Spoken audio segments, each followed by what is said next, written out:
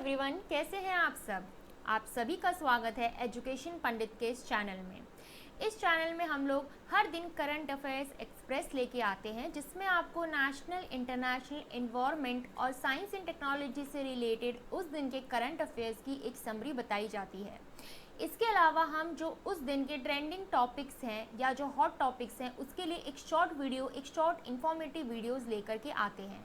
सो आप जाइए हमारे चैनल पे 5 सितंबर की नेशनल, इंटरनेशनल एंड एनवायरनमेंट की न्यूज़ ऑलरेडी अपलोड की जा चुकी है। मैं उसका लिंक डिस्क्रिप्शन बॉक्स में प्रोवाइड कर दूंगी, so please go and check.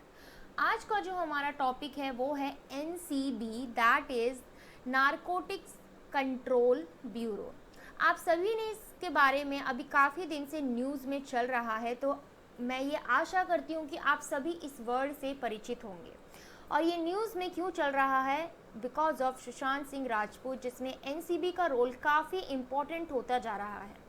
तो हमारे एग्जामिनेशन पॉइंट ऑफ व्यू से इम्पॉर्टेंट है कि नारकोटिक्स कंट्रोल ब्यूरो क्या है, कब फॉर्म हुआ और किसके लिए ये बनाया गया। तो अब हम जानेंगे इसके मस्ट नोन फैक्ट्स। ये आपके UPSC, SSC, railway, CTET, CAPF, CDS, FCAT और बैंकिंग, इसके अलावा जो भी ऐसे एग्ज़ाम्स जिसमें आपको करंट अफेयर्स पूछे जाते हैं उन सभी के लिए इम्पॉर्टेंट है। साइड में आप देख रहे हैं NCB का लोगो, जो है नारकोटिक्स कंट्रोल ब्यूरो यानी स्वापक नियंत्रण ब्यूरो। तो आप इसे ध्यान रखिएगा। अब हम चलते हैं इसके डिटेल एनालिसिस पे कि ये आखिरकार क्या है। तो देखिए, सबसे साइड में अगर हम बात करें, सबसे पहले सबसे ऊपर है हमारे पास NCB का लोगो, जिसको आपको ध्यान रखना है, जो विजुअलाइजेशन में आपको बहुत इजी रहेगा।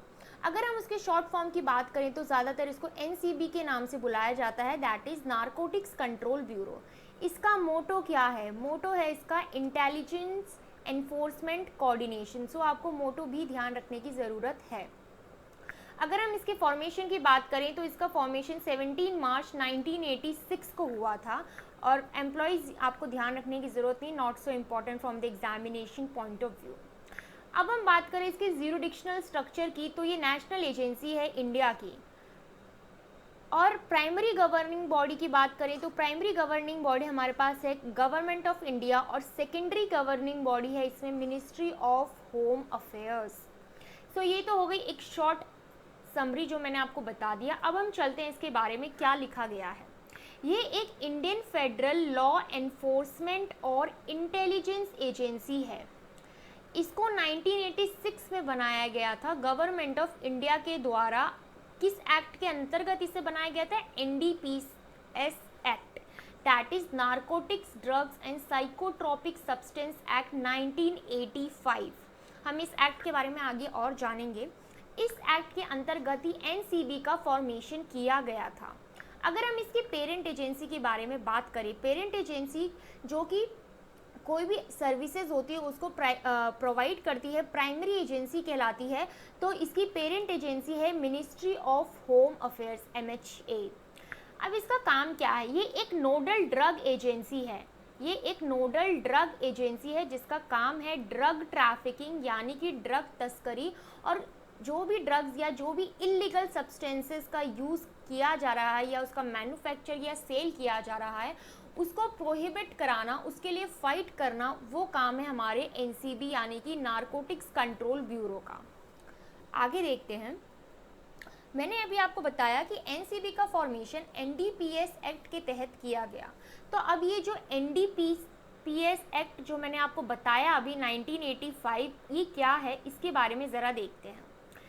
Prohibits a person the production, manufacturing, cultivation, possession, sale, purchasing, transport, storage or consumption of any narcotic drug और साइकोट्रोपिक सब्सटेंस, यानी कोई भी नारकोटिक ड्रग या साइकोट्रोपिक सब्सटेंस का प्रोडक्शन करना, उसे बनाना, उसे मैन्युफैक्चर करना, उसे बेचना, खरीदना, उसको एक जगह से दूसरे जगह ले जाना या कहीं भी स्टोर करना या उसका कंजप्शन करना, उसे लेना, वो प्रोहिबिट करता है इस एक्ट के तहत। यानी कि ये सारी चीज़ें जो हैं वो इलीगल मानी जाती है अंडर NDPS एक्ट 1985। अब यहाँ पे दो वर्ड्स आपको दिखाई दिए, एक था नारकोटिक और दूसरा था साइकोट्रोपिक सब्सटेंस। तो नारकोटिक ड्रग की अगर हम बात करें कि नारकोटिक ड्रग्स क्या होता है, तो ये इस तरीके के ड्रग होते हैं जिसको लेने के बाद थोड़ा ड्राउजीनेस, थोड़ा स्लीपीनेस आपको महसूस होता है, पेन रिलीव करता है बेसिकली, एनाल्जेसिया, और अगर आप इसे रेगुलर लेते हैं तो ये एक एडिक्शन भी बन जाता है। जैसे कि नारकोटिक ड्रग में आपके आते हैं जो ओपियम प्लांट होता है उससे जो भी ड्रग्स बनाए जाते हैं वो नारकोटिक ड्रग्स के अंदर आते हैं, जैसे आपका मॉर्फिन। तो अगर इसका इलीगल कंजप्शन, इलीगल स्टोरेज या प्रोडक्शन किया जाता है तो उसके वो NDPS एक्ट के तहत आता है। अब हम बात करते हैं साइकोट्रोपिक सब्सटेंस की। कोई भी ऐसा ड्रग जो किसी के माइंड, इमोशंस या फिर बिहेवियर को इफेक्ट करता है, वो ड्रग आपका साइकोट्रोपिक सब्सटेंस माना जाता है। तो बेसिकली जो भी पर्सन डिप्रेशन या फिर बॉर्डरलाइन पर्सनालिटी डिसऑर्डर से इफेक्टेड होते हैं उनके लिए डॉक्टर्स इन सब्सटेंस का यूज़ करते हैं, but in a very limited amount. लेकिन अब इसका बहुत ही ज़्यादा इलीगल तरीके से यूज़ हो रहा है, जिसको रोकने का काम करती है हमारी NCB। इस एक्ट के तहत provides for penalty of property derived from or used in illegal traffic in narcotic drugs, यानी नारकोटिक ड्रग्स का अगर कोई भी तरीके से इलीगल यूज़ किया जाता है तो इस एक्ट के तहत वो गिल्टी पाया जाता है अगर उसके खिलाफ इनफ एविडेंस हमें मिलते हैं। सो ये एक्ट बहुत इंपॉर्टेंट है। पूछ सकते हैं कि किस एक्ट के तहत NCB का फॉर्मेशन किया गया, तो दैट इज़ NDPS एक्ट 1985।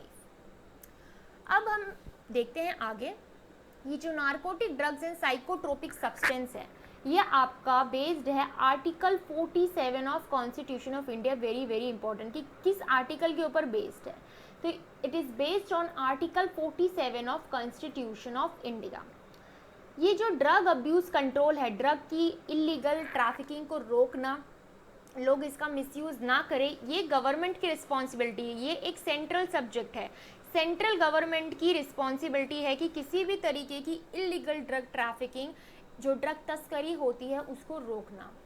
अब यहाँ पे एक चीज़ इम्पॉर्टेंट ये है कि इस एक्ट को बनाया ही क्यों गया था। ये एक्ट इसीलिए बनाया गया क्योंकि इंडिया जो है 3 जगह पे सिग्नेटरी है इंडियाज़ ट्रीटी ऑब्लिगेशन अंडर। पहला आपके पास आता है single convention on narcotic drugs, दूसरा आपके पास आता है कन्वेंशन ऑन साइकोट्रोपिक सब्सटेंस, और तीसरा आपके पास आता है United Nations convention against illicit traffic in narcotic drugs and psychotropic substance. क्योंकि इंडिया इन तीनों के अंदर ऑब्लिगेटरी है, सिग्नेटरी है, उन्होंने एक एग्रीमेंट साइन किया है, तो इसके तहत उनको ये एक्ट बनाना पड़ा कि जब आप बताते हैं इंटरनेशनल लेवल पे कि आप ड्रग्स की इलीगल ट्रैफिकिंग को रोकने के लिए अपने कंट्री में क्या चीज़ें कर रहे हैं, उसके लिए इंडिया ने इस एक्ट को बनाया। इसके अलावा NCB का काम होता है जो भी customs and central excise, state police department, central bureau of investigation that is CBI, central economic intelligence bureau that is CEIB, और दूसरी इंडियन इंटेलिजेंस और लॉ इन्फोर्समेंट एजेंसी के साथ मिल करके उनको कोऑपरेट करना, चाहे वो नेशनल लेवल एजेंसीज हों चाहे वो स्टेट लेवल एजेंसी हो। तो NCB का काम होता है कि इनके साथ कोऑपरेट करके अगर इनको किसी हेल्प की ज़रूरत है तो वो प्रोवाइड कराना। आई गेस आपको NCB का टॉपिक क्लियर हुआ होगा। अगर आपको कोई भी डाउट है तो आप मुझसे कमेंट सेक्शन में पूछ सकते हैं। अगर आपको ये लेक्चर या ये वीडियो पसंद आया तो प्लीज़ इसको लाइक शेयर करना ना भूलें, और सब्सक्राइब आप ज़रूर कर दें हमारे चैनल को, और उसी के साथ जो एक बेल आइकन आता है साथ में उसे ज़रूर क्लिक कर दें ताकि आपको हमारे आगे आने वाले वीडियोस के इंस्टेंट नोटिफिकेशन ज़रूर मिलते रहें। इसके अलावा अगर आपकी कोई भी पॉजिटिव क्रिटिसिज्म या सजेशंस है तो हमें बड़े प्यार से आप कमेंट सेक्शंस में बता सकते हैं। Till then good bye and keep learning.